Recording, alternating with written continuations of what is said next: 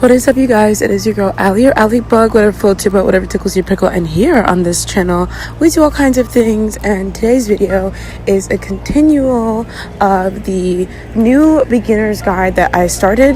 I started the first video with a support class, so now I'm moving into tanking on Paladins. So tanking is a class on Paladins and on most FPS like games like similar to this, like Overwatch. I think there's like other different kinds of games. I don't know. I'm so newer to FPS games. I've only been playing any kind of FPS, I think, within the last 2 years. So I'm still a lot newer to this genre of gaming. However, the tank class in a lot of different games, League of Legends, freaking Smite, like you usually think of a really big character that's like super muscular, super strong when you think of a tank, and for good reason, because when you think of tank you think of shields, so you think of protection. A lot of people take for granted how important the tank role really is. If you think about Paladins and tanking, you know, oftentimes newer players will run straight to the point. I did this a lot when I first started. Everybody does, and it is embarrassing when you get called out for it, but for good reason, because tanking does not just mean defend the point. A lot of times when you're tanking goes hand in hand with support. Now granted, we've talked about how we don't like healers to be considered heal bots where you're just healing. You know, you want to support, get some picks, create some space, which honestly as a team you should be doing together anyway. But when you're a tank, you're kind of expected to make way for the DPS and for the flanks sometimes. Not so much the flanks, but if your flanks are struggling, like you are the first one they look at to like help with that. Granted, that does not come with, you know, hey, it's overtime, don't step off the point. Like, it's kind of preferred that you're on the point, but you know what I mean. So in this video that I'm voicing over, you're going to notice that I picked Inara. Inara is a beautiful, amazing tank in this game. She has the ability to cripple her enemies, whether you're going the cripple talent or not. That ability is, the Warder's Field, it's built in her kit. I prefer the cripple talent over everything just because I get to do some pretty toxic shit and high damage with it. However, if you're in a professional or ranked setting, a lot of times it's best to, I believe, go Mother's Grace. I could be wrong, but that's like the damage reduction talent. I think they nerfed it recently. I don't read the patch notes like that unless it's pertaining to one of my mains or affecting how I play a certain character. I look at it this way: if it ain't gonna change drastically how I play, or I have to adjust my play style, then I really don't care. Because at the end of the day, once you learn all these different champs and how they work and what you can do and what your capabilities are and your limitations are, it makes things easy. So you're gonna see in the video that, you know, we don't just run straight to point. If I do, it's just to get a couple of free point capture points. But you'll see me like stepping off point. I'll kind of flank left or right side with my DPS or flank to get some picks or create some space. Using your abilities and timing your cooldowns is super important no matter what class you're playing, in this game. But when it comes to tank, having a combo, and again, any class this really applies to, but specifically for tanking, you want to combo your abilities. So with Inara, a lot of times I'll use my wall to clearly protect me and other teammates from damage, but sometimes, you know, if it's overtime and you put the wall up, you can like easily get point capture because they can't get around the wall. You can help your DPS flank a certain side. You know, someone starts shooting at them, cock block them, put the wall up, and they can't do anything. A lot of times your team's not paying attention to your back line, so you end up getting flanked, whether it's a DPS, a support, a flank, anyone coming, you know, on your backside. A lot of times as a tank, you can help with that situation, because if you see it before they do, you know, you can go ahead and pop a cripple on them, make them move slower, give you enough time to let your team know, hey, we're being flanked from behind. And you'll see me do that a lot of times. You'll see me go in with my DPS and create some more space for them to pop off. You know, help get multiple people low level so that, or not low level, but low HP, so that your flank can go and finish it off. It's all about setting up kills, really. And you'll see that at the end of the game when you look at the numbers. Me and my friend Ava has been playing a lot of EV lately, and he's really good. Honestly, most projectile characters he's really good at. He's a great Drogos player, great Damba player, plays EV now. He's just good at everything. But in this video, you'll see we work together very well a lot, and I set up kills. Now keep in mind, in this particular game of Paladins, there are certain tanks that do a little more damage than others. You have what's called CC, which I kind of went into, last video about crowd control and what it is and explaining how to use it. So this video is a really good example of how me and other players in the team are using crowd control abilities, sorry about the background noise, to keep people back. So essentially, as you're tanking and you're trying to get point captures and you're making space for peeps, you also have to keep in mind your healer is your number one priority. You need to protect your healer. People always yell at healers in this game, but they don't look out for them. They'll be like, oh man, I need heals, but like there's 3 flanks or 3 people, in your backline killing your healer. So besides making space and obviously capturing the point, you just want to make sure that you're by your healer or at least near them to help them out whenever they are being attacked. The best advice that I could possibly give for new players that are coming in and trying to play tank in this game is don't worry so much about capturing the objective for like the first point. Like, let's say you get objective lost, it's not GG. Like, I used to think like that, and it is honestly like the worst mindset to have, because some characters are built to be stronger in late game. What does that mean, late game, right? Basically, a long time ago there used to be an item in the item shop called Cauterize, and you could buy it.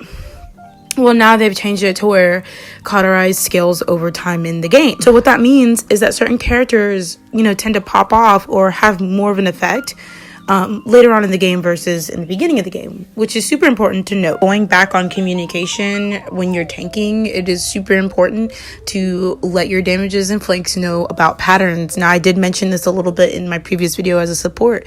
A lot of times damage, from what I've seen anyway, my experience, damage players and flank players are so like tunnel visioned into just getting kills and farming kills that they don't really pay attention to what's going on around them or like certain patterns. So if you notice a certain flank or a support or whatever on the other team is doing something repeatedly and it's not working out for them, or maybe it is working out for them and that's why you're losing, point that out to them and let them know so they can like make plays. Another important detail, as you probably already figured out by this point, or if you're new, maybe you haven't, ult usage, your ultimate ability, so your big ability that is, you got to charge it up. You start off with a certain percentage and then it scales over time, and depending more or less on what you're doing, whether it's capping the point or if you're a healer healing, or just getting kills in general or elims, that boosts your ult charge rate. So utilizing your ult could really make or break, you guys capitalizing off of each other. A lot of times you could be, it all boils down to that one last hit, or that one last cap or whatever it comes to. A lot of times being a good tank in the moment could really shift how the game works in your favor. Now, not all the time is it really going to boil down to the tank. Sometimes you get rolled in this game, and it's going to happen for sure. The matchmaking honestly isn't the best in this game, nor is it really in any game. It just kind of boils down to you adapting to the current play styles. I'm not a person who likes to play by the rules as far as like meta and do everything that everyone else is doing because it's most popular or known to work. I like to be that weird quirky player that makes weird shit work, if that makes sense. So like, if that is you can definitely do that as tank. I would say just study different players, and I will be linking throughout this guide all of the resources like I did for my first video. See, like here in the video, you'll see me, real quickly right click with Anara, right? Because that's her damage reduction ability. Then if someone's getting too close to either me or my DPS protecting me or my healer, I'll cripple them, so that they get slowed. Now granted, you can buy resilience, which kind of defeats the purpose of going cripple, but honestly I kind of am that type of person that like votes against it. Like, yeah, it does help for a little bit, but if you know how to get picks and you know how to move with Anara, you could really make things happen regardless of how much resil they have, you guys. You know, there's a part in here where I think we're about to, you know, win the game, and essentially they can't even get close to us because we've got people scaling the area. We've got people zoning. You'll hear people often refer to that in ranked zoning, you know, which is basically, like I mentioned earlier, creating space, you know, getting certain types of picks early on. For example, you know, getting the healer or getting the tank or getting a really problematic flank or DPS. You know, you want to steer clear of people who have high mobility because they can get around faster or they have master riding. So, you know, you killing them really doesn't do it justice, but can still make or break the game. Again, like I've said throughout this video, tanking doesn't always have to be about, you know, the point. The point's obviously important in an objective-based game. And as you're starting to see with some of the nerfs and balance changes with the upcoming patch, the anniversary, I believe, update that's coming, a lot of people are just talking about the newer champs versus older champs. There's a lot of the high to intermediate elos, you know, just complaining about all these new champions because they are just so strong. But I feel like if the newer players can get a grip and understand not only the game itself and the concept of playing as a team, but just understanding the different champions, what their, you know, pros and cons are. And I think there just needs to be more content from the creators about this stuff to educate the community. There's just a lot of new players that don't know this stuff. I mean, I had to learn it obviously from experience, but it literally took me 2 years to understand the fucking game in its entirety. There are things that I had to learn simply by being cussed out, yelled at, slurs thrown at me, when a simple guide could have been made, which there was, but no one told me at the time. And this, you know, if you find this video helpful, great. It's really just me loosely explaining each concept while linking better, more in-depth resources, which is what I said in the beginning. I'm not giving you numbers, I'm not giving you statistics, I'm just sharing my personal experiences and like tips that will help you in the long run. You know, as you know, about the class of tank, just try your best to understand that you can't always depend on a healer either, and we're going to get into that, playing with a team versus playing with randoms. But just going back to the subject of tanking, your main role is to create space for your DPS, obviously capture the point and help push the payload to the winning, you know, enemy side. You know, besides all that, you just want to make sure that retreat when you can. I mean, that's the biggest thing I noticed when newer players. You guys need to come back and not go balls. The other thing I'm going to get into now that's going to take a little bit longer to explain is, I mentioned very briefly earlier, matchmaking is terrible, and the main reason for that is the stacking. I wish that there was a separate queue for like stacked parties, you know, I don't know, something, because as soon as you party up with more than 2 people, it's over. Like, you get put against grandmasters, diamond players, really high elo players that not only are very good at the game and have great aim, and some, you know, not all, but some do cheat. But aside from all of that, the game has spaghetti coding, is what I've heard a lot. And, you know, a lot of these older players, even since, OB64, like, they know since the very first beta testing of the damn game, there's a ton of exploits that the newer players don't know about. That's the main reason why you're losing your games. People know more than you and refuse to share it, and they gatekeep. They do it in every game. They did it in games like Dauntless, where it's PvE, you know, RuneScape. I mean, they do it everywhere, but it's very prominent.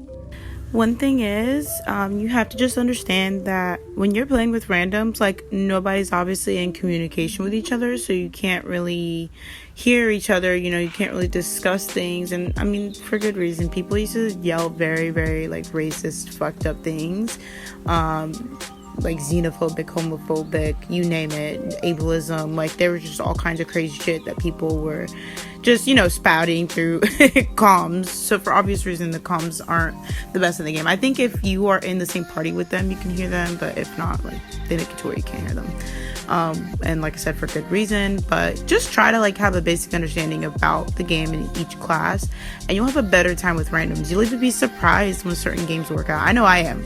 I'm always shook when I'm playing with a random and like they're like a random healer, they're actually healing, or a random flank and they're actually flanking, or a tank that actually retreats for heals. Like, it is such a satisfying feeling where you're like, oh, you have a brain. We love that.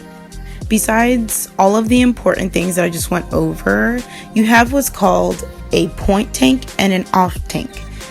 Now, this is where the debates happen between a lot of players, because there are tanks with the label point tank and off tank. However, you'll see various players make each work for different situations. So I think as a good player, like I said earlier, learn to adapt to your surroundings and what's happening in the game. If you were meant to be a point tank but your off tank's not doing shit, take on a little bit of both responsibility and learn how to rotate on and off point to help create space because your off tank's not doing that. You know, if you guys need to switch your roles halfway through the game, then so be it. Whatever it takes to win the game, right? So you have your tanks that are meant to play on the point, and then you have your tanks that are meant to play off the point and they have a little more damage. This is kind of where your talent comes into play. Certain talents allow you to do a little bit more damage than others. So when you're an off tank, let's just use an example like Ashe. She's one of those golden tanks. She can be used as both point and off tank. And I used to always play a point Ashe until I discovered she was never meant to be point. She's an off tank. But I used to think, oh, she's got like a really big shield. Like obviously she's supposed to be play tank, you know, on point. That's not always the case. And I actually didn't know how to play her aggressively until a couple of my friends showed me. One being Ava, who I mentioned earlier. He was like one of the first people to show me a really good aggressive Ashe build. There was another person that played an aggressive Ashe before him, like before he taught me, but we don't talk about that person. I don't like that person. They don't like me. It's very mutual, so we're gonna leave that there. But as with other tanks, you know, just learning what talents do what and what their capabilities are will help you play a huge role in winning your games as a tank. I will admit, compared to back when I first started playing tank now is a lot more fun, because to be honest, I feel like with a lot of the balance changes, especially recently, certain tanks are way more fun to play, especially now that I know more. Like, they're way more fun to play because I know what to do. I used to think buying Nimble on Anara really wasn't worth, and it really wasn't. I forget what change they had made to her where it's like, oh, okay, I can feel the difference. But just knowing what to do in the moment, knowing what items to buy. There are items in the item shop that are more useful than others. You know, as a tank, honestly, Haven, Nimble, Reju, Chronos, like those are the top 4. I guess, like I said, if you're a more aggressive tank, you can get yourself some kill to hill or morale boost, really anything to help you. The defense items versus offense items, I can like quickly go over if you want, or just save that for another video. It's up to you guys.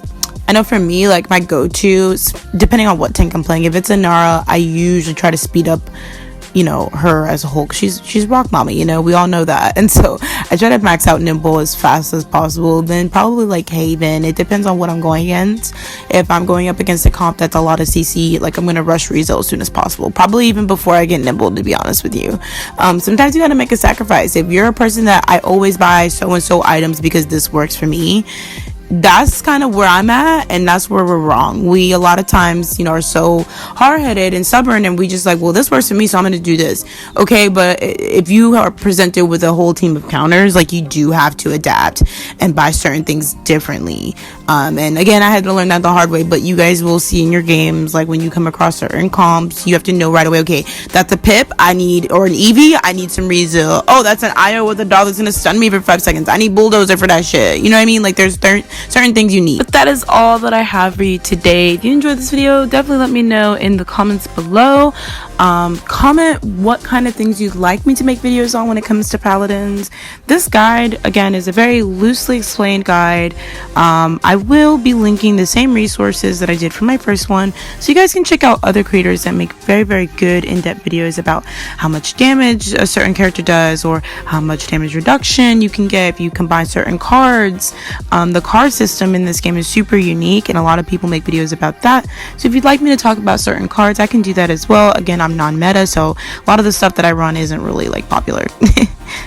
But thank you guys so much for watching this video, and I hope all of you have a great week, and just thank you for supporting this and giving me the idea to do it. I appreciate it. Love you guys.